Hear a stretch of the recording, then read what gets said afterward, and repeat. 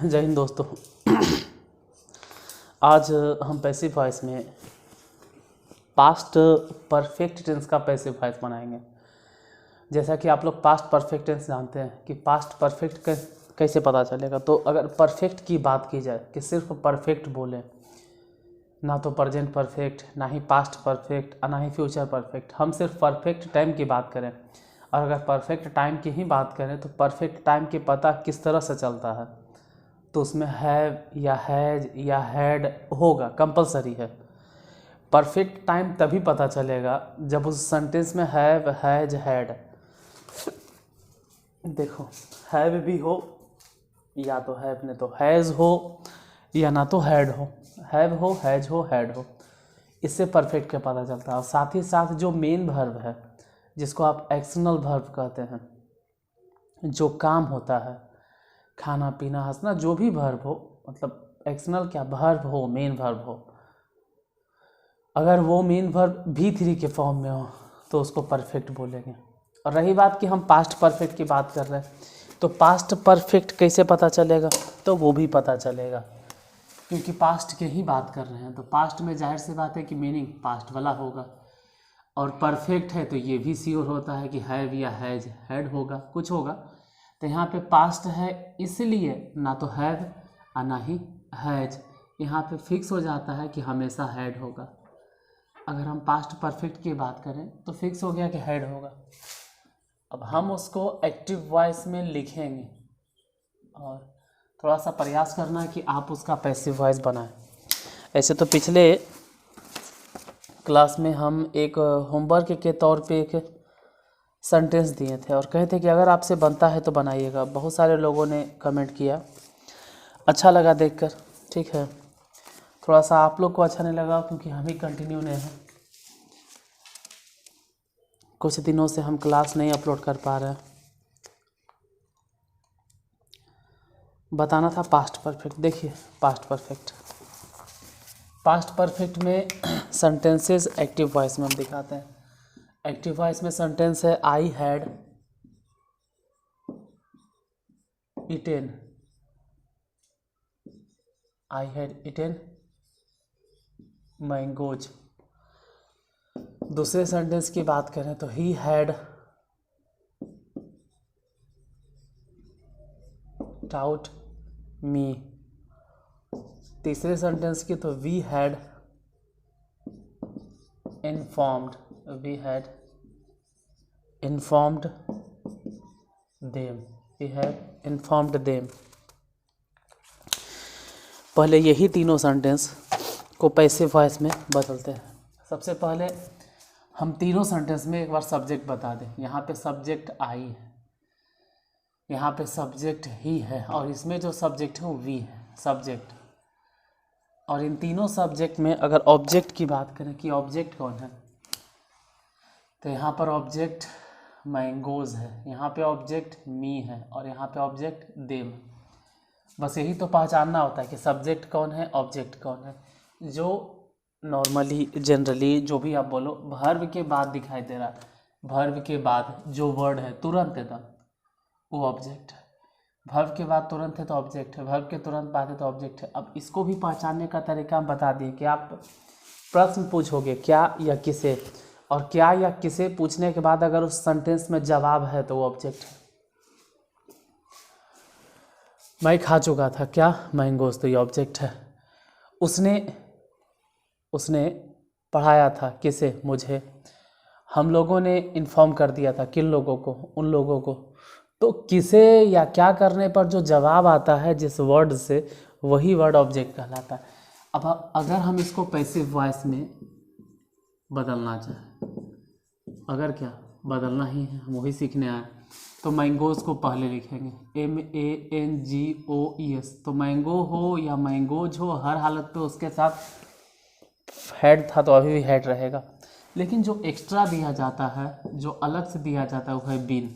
Mangoes had बिन, और eaten का तो V3 खुद इटेन V3 है, इटेन, और लास्ट में हो जाएगा by me. Mangoes had been eaten by me. जैसे ही हैड टाउट मी, तो पहले मी को पहले लिखो, तो मी पहले अगर लिखेंगे तो आई, और आई के साथ हैड होगा, आई हैड बिन, आई हो गया हैड बिन और टाउट, तो टाउट तो ऑलरेडी V3 है टीच का, तो टाउट ही होगा। और लास्ट में ही जो दिखाई दे रहा है ना वही लास्ट में चल जाएगा, और जब ही लास्ट में जाएगा तो बाई हिम हो जाएगा। यहाँ पे वी हैड इन्फॉर्म देम, पहले देम, और देम को अगर शुरू में लिखोगे तो दे। देखिए हम बोले कि केस बता देंगे, लेकिन वॉइस में उतना कोई खास ज़रूरत नहीं है। नॉमिनेटिव केस, ऑब्जेक्टिव केस, जब हम नरेशन पढ़ाएंगे तो वहाँ पे टोटली केस के बारे में आपको हम समझाएंगे कि केस कितने तरह के और कौन से नॉमिनेटिव केस को किस केस में कैसे बदला जाता है। फिलहाल तो दे और हैड है तो हैड ही लगेगा, दे हैड, और बिन देना, दे हैड बिन। इन्फॉर्म्ड है तो इन्फॉर्म्ड होगा, they had informed, they had been informed, और लास्ट में हो जाएगा बाई, और ये वाला अंतिम में चल जाएगा। बी को अगर अंतिम में भेजोगे तो अस। ये तीनों सेंटेंस में अगर थोड़ा सा आप ध्यान से देखें तो स्पेशल क्या मिलेगा कि नया वर्ड इसमें क्या जुटा है, बिन, बिन, बिन। बाकी तो ये है ही था, एक्टिव वॉइस में ही मैंगोज था।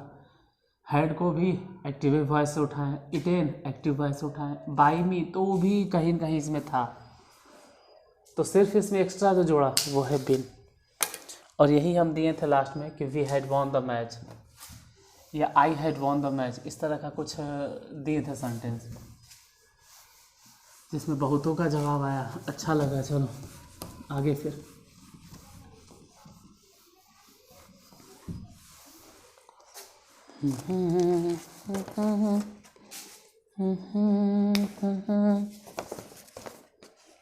अब देखो, जब तक हम लिखेंगे ना तब तक आप इसका पैसिव वॉइस बना लीजिएगा।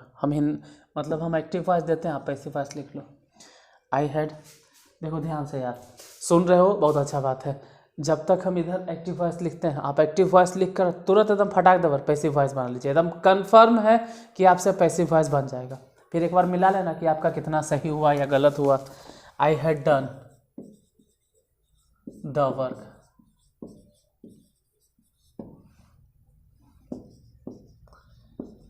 दूसरा है सी हैड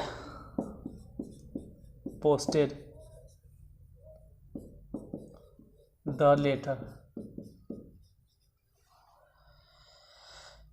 तीसरा है ही हैड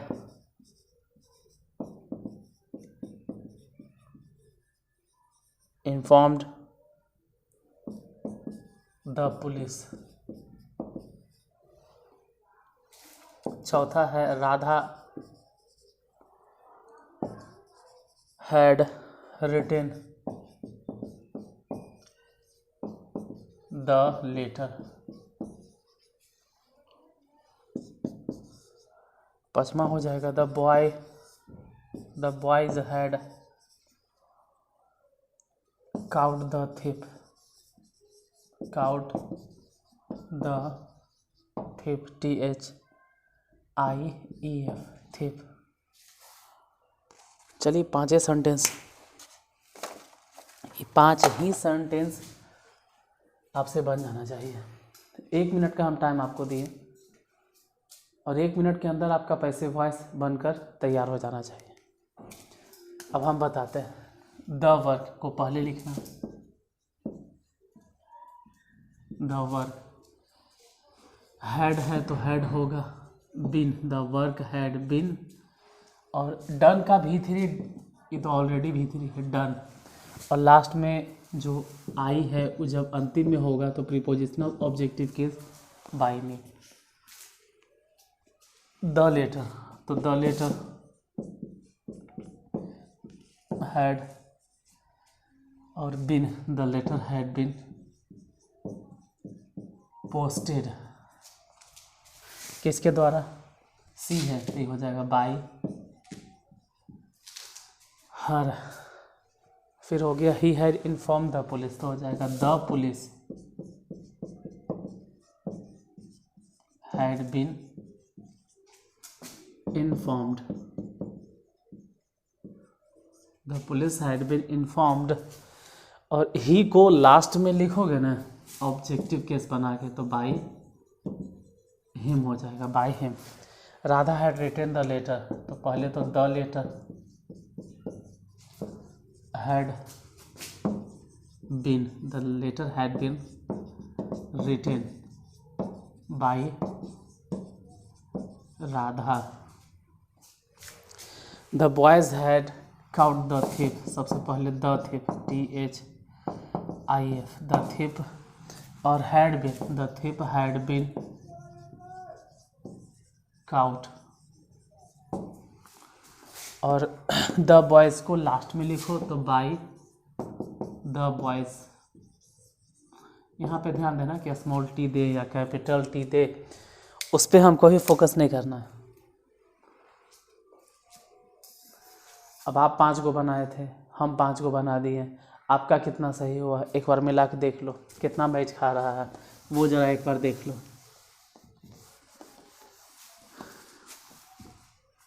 देखो वॉइस की शुरुआत यहीं से, आपके एग्ज़ाम में ये वाला आएगा नहीं आएगा इसका कोई गारंटी नहीं है, क्योंकि अभी कुछ स्पेशल सेंटेंस है जैसे ऑप्टेटिव हो गया, एक्सक्लामेटरी हो गया, इम्परेटिव हो गया, इन सब सेंटेंसेस का पैसिव वॉइस भी बताना। लेकिन वहाँ तक पहुँचने के लिए कम से कम शुरू से तो नॉलेज हो। अब शुरू से आपको नॉलेज ही नहीं, टेंस के बारे में आप कुछ नहीं जानते हैं, टेंस पे आधारित जो वॉइस है वो आप जानते हैं ना, direct imperative sentence, optative sentence, exclamatory sentence और मॉडल्स, इस सब का आप पैसिव वॉइस बनाने आ गए। तो वहाँ तो फिर आपको रटना ही पड़ेगा। फिर वही कहा जाता है कि रटो, रूल रेगुलेशन रट्टा मारो। अरे नहीं रटने की चीज़ है यार। इतना देर में तो आप लोग भी देख रहे होंगे कि पढ़ते पढ़ते बोर हो गया, एक ही चीज़ बार बार नहीं, एक ही चीज़ आप पढ़ते पढ़ते बोर हो गए। कुछ लोग को तो देखे थे कि 2-2 साल तक, हम देखते हैं 2-2 साल तक इंग्लिश पढ़ते रहता है, लेकिन फिर भी उसको छोटा सा अगर सेंटेंस पूछो तो नहीं बताएगा। ठीक है, नहीं बताएगा। और वो बच्चा मेरे पूछने में गलती ढूंढेगा कि हम गलत पूछ रहे हैं। जैसे अगर कोई सेंटेंस पूछे तो कहेगा कि हम सिर्फ ट्रांजेक्शन पूछते हैं, तो ठीक है भाई ट्रांजेक्शन नहीं पूछते हैं, चलो एक्टिव पैसिव पूछते हैं, उसमें भी नहीं बताएगा। तो क्या तुमसे पूछे हम, सेंटेंस से वही पूछना है। रूल रेगुलेशन तो आप अपने हिसाब से याद कीजिए, आपके माइंड में होना चाहिए। हम रूल क्यों पूछेंगे? देखो हम रूल नहीं पूछेंगे, बताओ टीचर होने के नाते हम क्यों रूल पूछेंगे? आपके मन में क्या चल रहा है, आप रूल के हिसाब से याद रखते हैं कि या एग्जाम्पल बना बना के याद रखते हैं, वो आप समझिए।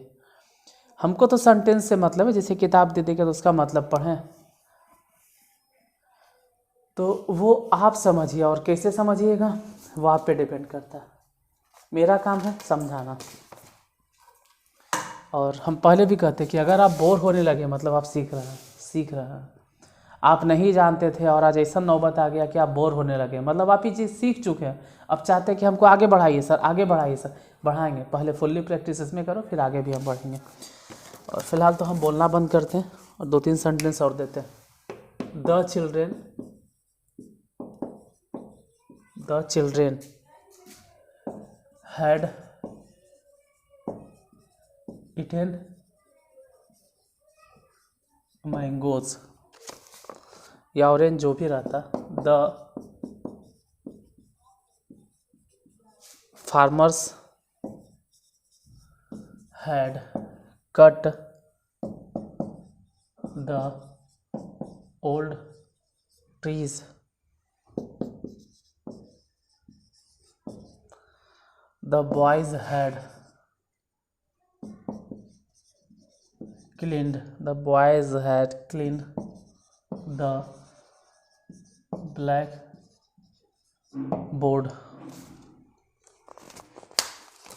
देखो यहाँ अगर बात करें the children had eaten mangoes, तो पहले तो मैंगोज होगा, मैंगोज, और हैड है तो हैड तो ऐसे भी लगेगा, मैंगोज है तब भी। द मैंगोज हैड बीन, और इटेन तो मैंगोज हैड बीन इटेन, और लास्ट में हो जाएगा by the children, by the children. यहाँ पे तो द ओल्ड ट्रीज ये पूरा ऑब्जेक्ट है, इसको पहले लिखो द ओल्ड ट्रीज, और हैड है तो ऐसे भी हैड लगेगा, the old trees had been. Cut का भी 3 कट ही होता है, और किसके द्वारा, तो बाई द फार्मर्स। यहाँ पे देखें the boys had clean the black board, तो पहले द ब्लैक बोर्ड को पहले लिखो the black board, the black board. और हेड है तो हेड लगाना, the black board had been, the black board had been. और क्लीन्ड का भी 3, CLEANED, क्लीन्ड। लास्ट में हो जाएगा by the boys, by the boys. तो पैसिव वॉइस में देख रहे हो जो भी हम कुछ लिख रहे हैं कुछ एक्स्ट्रा नहीं लिख रहे हैं, जो एक्टिव वॉइस में था वही था। जैसे द बॉयज शुरू में आप देख रहे हो तो इसको अंतिम में हम लिख दिए। यहाँ पे द ब्लैक बोर्ड आप लास्ट में देख रहे हो कि ऑब्जेक्ट की तरह है, तो पैसिव वॉइस में हम इसको शुरू में लिखे, मतलब पैसिव वॉइस में ये शुरू में हो जाता है और ये वाला लास्ट में आ जाता है। हेड जहाँ पे है वही रह जाता है। एक्स्ट्रा वर्ब जो देना है तो हेड के बाद हम लोग क्या दे देते हैं, बिन। हेड के बाद बिन या बी का कोई रूप तो हेड के बाद बिन देते हैं। सिर्फ वही जो बिन देते हैं ना वहीं पे फोकस करना है कि पूरा जो आज हम बताएं उसमें एक्स्ट्रा क्या पढ़ रहा है सर, तो हेड के बाद बिन। एक्स्ट्रा क्या पढ़ रहा है, बिन। बाकी तो वर्ब था तो वर्ब हम दिए। तो आज क्लास ख़त्म करते हैं, और ख़त्म करने से पहले हमेशा की तरह आज भी जाते जाते एक होमवर्क दे के जाएंगे आपको। एक होमवर्क सिंपल ही देते हैं। होमवर्क के तौर पे है आई शैल हेल्प यू। ये ध्यान रहे कि एक्टिव वॉइस है, आप इसको पैसिव वॉइस में बदलो। और पैसिव वॉइस में क्या होगा वो कमेंट करके बताइए। पिछले क्लास में अच्छा खासा लोगों ने आंसर दिया। देखिए हम बहुत दिनों से क्लास ले भी नहीं रहे थे, 2-3 दिन हो गया है। तो कहाँ गया, हाँ 5 दिन हो गया ना, 5 दिन के बाद हम आए हैं क्लास लेने। 24 कमेंट्स है, लेकिन 24 लोग नहीं आप लोग। जैसे गेमर जेड हैं, एक नाम ऐसा रखते हैं कि क्या बोलें समझ में नहीं आता। उसमें the match had been born by him. सही है, आपका आंसर सही है बाबू। आप जो भी हों, एक आंसर जो है जिनका आंसर है, बाकी गुड इवनिंग सर, तो गुड इवनिंग बाबू जिनका भी है, चलो अच्छा बात है। एक है स्टूडेंट स्टडी 420, अजीब अजीब सा सब नाम रखता है। The match had been won by him. कैसे इन लोग आगे जाके, मतलब जैसे कि जब 10th में फॉर्म भरोगे, 10th में या फिर इवन इंटर में या फिर BA में या फिर कंपटीशन में, तो वहाँ पे आपका ईमेल आईडी मांगा जाता है। तो इस तरह के नाम दोगे कि मेरा नाम ऐसा है 420 580। कम से कम पढ़ने वाले बच्चे हो बाबू, ये 420 और ये सब क्यों रखते हो। ईमेल आईडी आपका फिर आगे तक काम आता है। खैर यहाँ तो जो भी रहे चलेगा। सिमरन भारती, इनका था the match had been won by him. अच्छा है। एक है यूजर ऑफ जी, पता नहीं पबजी क्या हैं आप लोग। The match had been won by him.